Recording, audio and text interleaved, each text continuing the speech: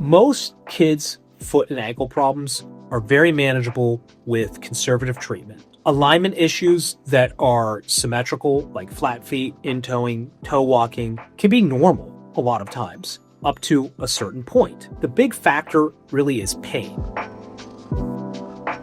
If you're a parent, you've probably Googled something about your child's feet late at night. The internet can be a scary place, as we all know. The good thing is that everything you read isn't true. My name is Dr. James Repko. I'm a board-certified podiatrist practicing in Tampa, Florida at Bayshore Podiatry Center. I'm here to help you develop a knowledge base of what is normal versus abnormal with your kids, their feet, and what is growing developmental issues versus pain, or what's an issue that should be professionally evaluated. The hard part is usually knowing which is which, and hopefully this video outlines that better for you. It's not necessarily how it looks that is the problem and what you may think is normal versus abnormal, but how it impacts their daily life, how it impacts their play or their sports. That is the bottom line and take-home message here, is just because something looks abnormal doesn't mean that it is necessarily a problem. How it affects what they do, can they keep up with their friends? Are they shying away from sports? Are they limping? Are they asking for ice or complaining about it on a consistent basis? That's really the more important thing. I like to categorize these things that are common issues in children's feet into 3 buckets: normal development, overuse and sports issues, and then the less common, more serious things. So,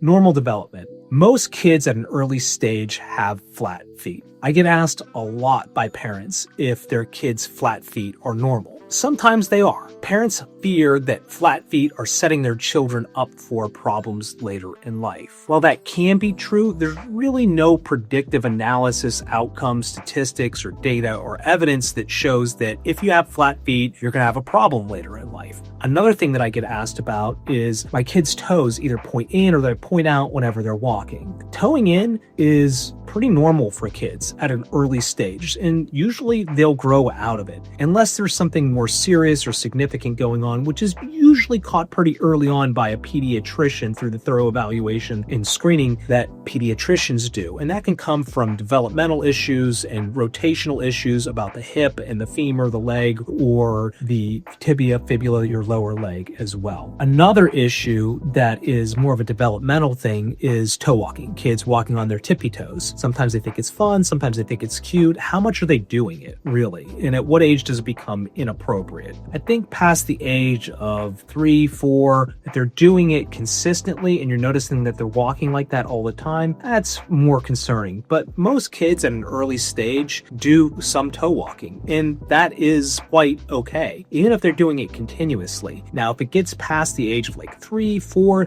that's, again, when we start to become a little bit concerned because you're developing some contractures that might have to be corrected so that there aren't issues developing from that. And then we have less common bucket of problems that are more significant and serious, like a seriously rigid flat foot. Now, that probably will create problems down the road and does need to be addressed. Ankle instability, recurrent ankle sprains, that's a big one. That needs to be addressed. Or if they're constantly having some type of swelling and pain, even with the smallest of activities, and it seems to be random, intermittent, continuous, shall we say, happening on a weekly or maybe bi-monthly basis. That's something that we want to be more concerned about. I think parents should be aware of normal patterns of development. So things that are happening on both sides are usually normal. So if both feet are toeing in or both feet are flat, that's fairly normal. Another thing parents need to be more acutely aware of is if something seems off to them and they're noticed that their kid is walking what they deem as odd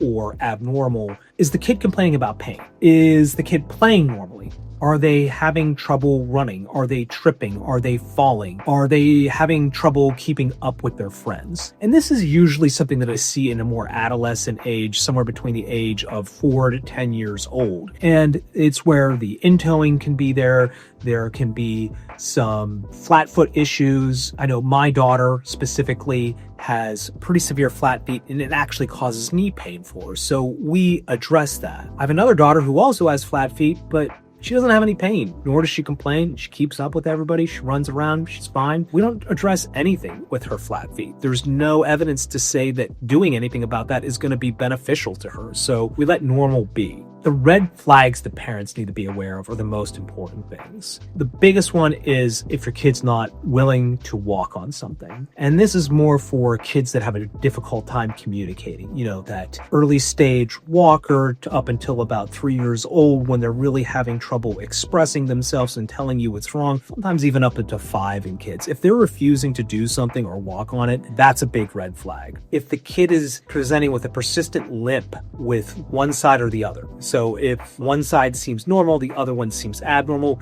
that should probably be evaluated. I consider that a red flag. If they're complaining about pain at night that's keeping them up at night or waking them up in the middle of the night, that's concerning. It's something you want to be aware of, something that should be evaluated. If their feet are progressively worsening from an alignment perspective, if you're noticing that the in-toeing or the flat feet or the high arch is getting worse over time, that's something probably worth getting evaluated and getting checked out by a professional. Always, if there's swelling, redness, if they're developing fevers with that swelling and redness, that's very urgent. You definitely want to get that checked out. Recurrent sprains. This is a big one. So especially in your 10 plus year olds that are training in sports, we see a lot of kids that are playing sports year round in one sport often continuously, which can be problematic in itself as another topic of discussion. But recurrent ankle sprains, specifically about the foot and ankle, are an issue. So one ankle sprain leads to another, leads to another, leads to another, and eventually things get stretched out and you can have problems with that. So if they're continuously spraining their ankles, it's definitely something that you want to get checked out. And then ultimately, the biggest telltale sign that I see or want to emphasize is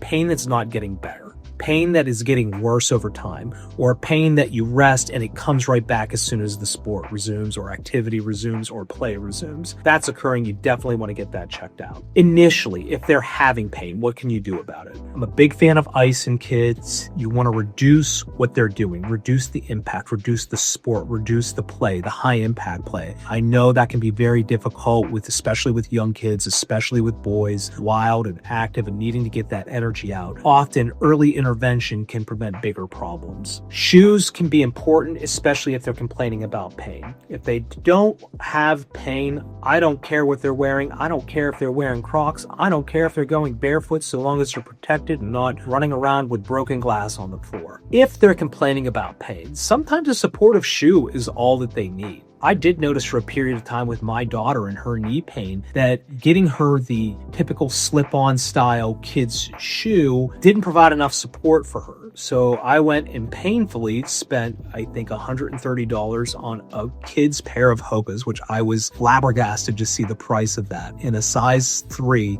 they were $130, where the adult size is $150. Don't even get me started. But I will say it was worth every penny because she could play without the need for inserts. She didn't have knee pain, and I would pay it again. So sometimes that's an investment that's worthwhile. What do I look for as a podiatrist in kids that are coming in with pain, or parents that are coming in with concerns about developmental issues, alignment issues? I want to know about their history. How has this been progressing? Is it stopping them from playing sports? Is it stopping them from playing with their friends? Do they feel slower than their friends? Do they trip and fall a lot whenever they're trying to sprint or keep up with friends and running? Is the deformity flexible? Is it stiff? Does the foot move? How does it move? Is something tight? Is it super rigid? Those are important things that I look at in an evaluation. And I don't always get imaging in kids unless I think that it's going to impact a treatment plan. So we try to avoid imaging in kids, avoid radiation exposure in kids if we can. With injuries or pain, it's always good to get imaging though. So we try to be judicious with that, but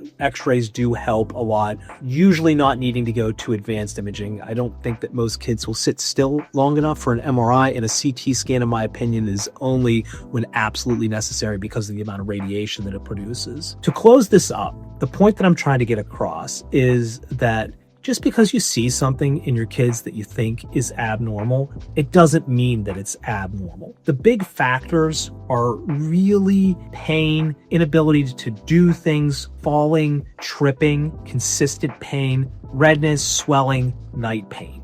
Night pain's a big one. Recurrent issues, like I said, those are the things that really need to be seen, need to be evaluated. If you have concerns, or maybe there's a family history of issues, never hurts to get an evaluation. We're always happy to see kids in our practice at Bayshore Podiatry. Most podiatrists are happy to do so as well, especially if it gives you peace of mind. Sometimes it's just a check and, it's a developmental issue. They can grow out of it, or maybe they have some type of flat foot that isn't painful and you're worried about it. Well, like I said, most of the time, flat feet don't really signify an issue unless it's causing some type of pain. Just because the foot's flat doesn't mean that they're going to get pain. So here's the conclusion. Most kids' foot and ankle problems are very manageable with conservative treatment. Alignment issues that are symmetrical, like flat feet, in-toeing, toe walking, can be normal a lot of times, up to a certain point. The big factor really is pain. If pain is present, if they're having difficulty or avoiding things, if they're having difficulty playing or keeping up with their friends, those are more concerning issues. When they're having consistent pain that lasts for over a week or two, I recommend an evaluation. I think that prevents long-term problems and it prevents the need for more aggressive treatment and intervention. So the next video in this series of videos to help reassure parents is going to go into more detail about some of these conditions. And the next one